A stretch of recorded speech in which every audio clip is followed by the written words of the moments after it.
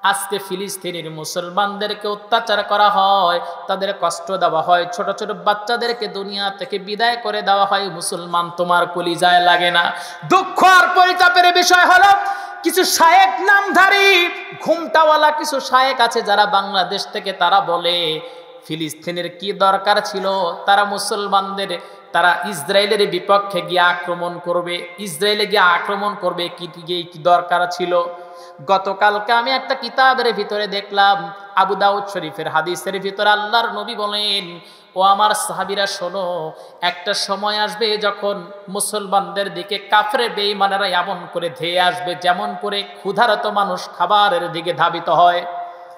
ক্ষুধার্ত একটা বাঘ, একটা সিংহ বা ক্ষুধার্ত কোনো মানুষ যেমন খাবার পাওয়ার জন্য পাগল পারা হয়ে যায়, কাফের বেঈমানেরা মুসলমানদের উপরে এমন করে আক্রমণ করার জন্য পায়তারা করবে।